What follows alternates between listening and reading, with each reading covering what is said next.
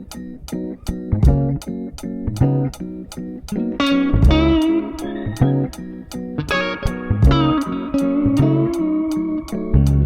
Capricorn, welcome to your September 2024 horoscope. We start off the month on the 2nd of September with Uranus going retrograde. This is happening in your 5th house of self-expression and pleasure. So until January of 2025, you'll most likely be reflecting on whether your hobbies, the ways you have fun, are truly your own, or if they are sort of like an image from what society expects you to do, or hobbies that society expects you to have. On the same day, on the 2nd of September, Pluto also retrogrades all the way back into the sign of Capricorn again. This is your 1st house, Capricorn. So honestly, from the 2nd of September all the way until mid-November, you might feel, you might be one of the signs that especially feels this Plutonian energy again. Now that Pluto has re-entered your 1st house and it's going retrograde, you're probably going to be quite reflective on what leadership means to you, whether you have truly accessed it and whether you're truly stepping into your leadership power, and where you might be giving your power away to others. The next day, on September 3rd, we have a new moon in Virgo in your 9th house. A new moon is a new beginning. Maybe you're starting a new education program. Maybe you are going on a new nice vacation or a nice holiday, doing some traveling. But perhaps you're also just thinking a lot more about a new sort of philosophy or a new belief system for your life. There are 2 aspects during this new moon that color this new beginning, and I think do not make it the easiest beginning. So they are Mars square Neptune and Venus conjunct the South Node.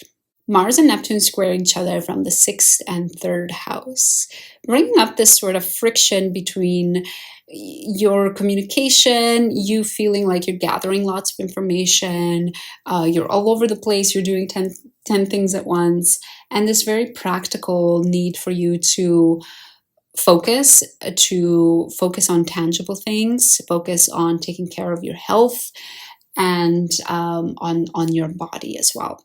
So obviously when there's that friction here of perhaps feeling pulled in different directions, it can make it more difficult for you to really enjoy this new education, enjoy this travel, make it difficult for you to think more high level about your philosophy of life.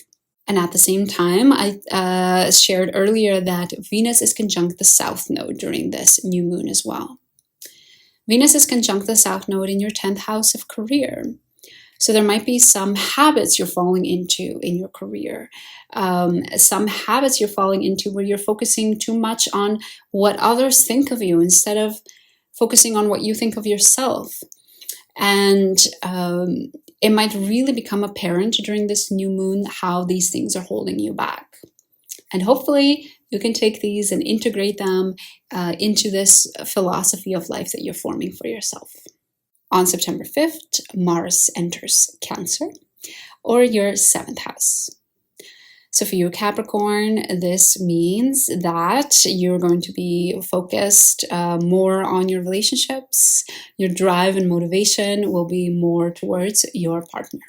But let's return back to talk about the Sun in your 9th house, because it has a couple of aspects that are not so easy. On September 8th, it opposes Saturn, and then on September 12th, it squares Jupiter. So still, we see these remnants of the new moon, you wanting to start something new with your career, with your education, with your philosophy of life, with your lifestyle, and just it not going so well from the beginning. With the opposition with Saturn on the 8th, we see this friction of just your communication, you not being able to communicate and relay your ideas in a way that makes sense to others. And as a result, that could be making this thing you're studying or this travel just a little bit more difficult. And then later on the 12th, with the square with Jupiter, we're talking about the sixth house, the house of routines. So it could happen that you want to focus on your education and your school. You want to focus on your travel. You want to think big picture about your lifestyle, your vision for life. But there's this very tangible thing pulling you away, which is, did you eat? Did you sleep? Did you move your body today? And we all know that those things can take up a lot of our time. Later in the month, we have Mars squaring the North and the South node. So remember, earlier in the month, Mars entered your 7th house, your house of partnerships. And then in the middle of the month, it ends up squaring the North and the South node in your 10th and 4th house.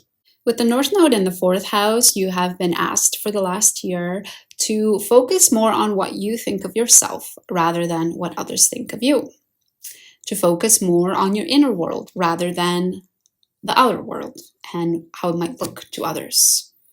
From the outside, it could look like you have the best life, like everything's perfect, but inside, within the closed walls or inside within yourself, you know that's quite far from the truth. And on this day when Mars is squaring the North nodes, you might especially feel that energy again, these themes coming up again, and it might especially be coming from your partner. Maybe your partner shares something that makes you realize, crap, I'm focusing too much on what others think of me instead of what I think of myself.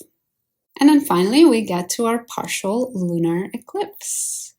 Yes, so in September, we start the 2nd eclipse season of the year. It's also the last eclipse season of the year.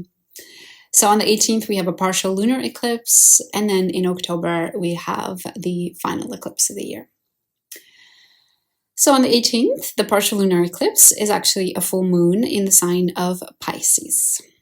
Pisces is your 3rd house for you, Capricorn. So it means that there's some sort of revelation, some sort of understanding around your communication, maybe some sort of revelation when it comes to your siblings or your neighbors as well. And this is, again, a moon in Pisces, and Neptune is also quite close by. So the revelation might be quite spiritual or a bit more woo-woo. It might be more on a abstract level, and it might feel like because of that you want to dismiss it or not take it as seriously, but honestly I think that sometimes these types of revelations or realizations can sometimes be the most impactful. So I hope that you do take it seriously. During this lunar eclipse, there's also 3 planets in retrograde: Uranus, Neptune, and Pluto. So I recommend spending this lunar eclipse alone, spending this lunar eclipse doing your spiritual practices, journaling, meditating, going out in nature, and to spend it in silence so that you're truly able to hear what this eclipse is bringing up for you. And even though Neptune is quite close by during the lunar eclipse, it doesn't actually exactly oppose the sun until a couple of days later. Neptune opposes the sun exactly on September 21st. So you might continue to feel this sort of like more spiritual energy, this more a state of flow, state of being alone and withdrawn past the lunar eclipse up until the 21st.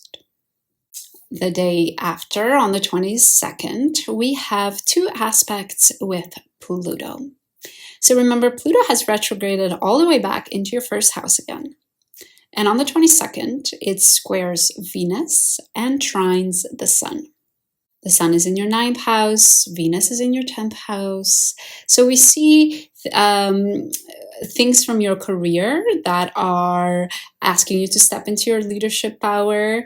There's something happening there that it's asking you to stand up for yourself, set boundaries, to really not be afraid to show your power. So that's more of the challenging aspect, the square with Venus. Whereas the sun trining Pluto from your ninth house is bringing a little bit more of this supportive energy.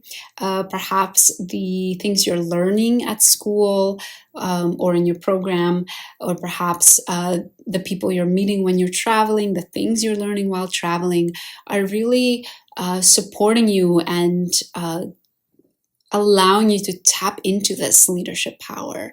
They're really feeding into it and giving you the energy to set boundaries and stand in your power. So let's finish off the horoscope by talking about the last two aspects of the month.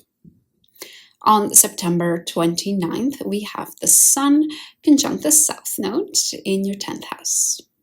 Again, we see this topic of whether you are worrying more about what others think of you than what you think of yourself.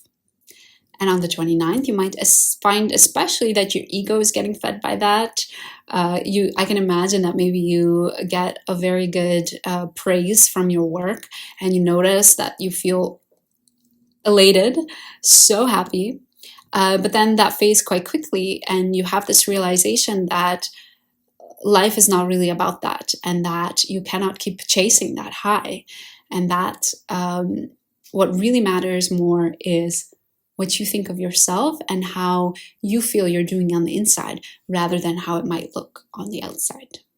And the final aspect of the month is on September 30th when Mars trines Saturn. Mars is in your house of relationship. It's trining Saturn in your house of communication, house of siblings, house of neighbors. And because this is a supportive aspect, it can manifest a couple of ways. It could be that your partner is helping you learn how to communicate better. Your partner is supporting you in forming better relationships with your siblings and your neighbors. It could also manifest in a way that the work you've been doing in learning how to communicate is strengthening your relationship. Maybe your siblings or your neighbors share with you something that helped their relationship and you're able to apply it to yours.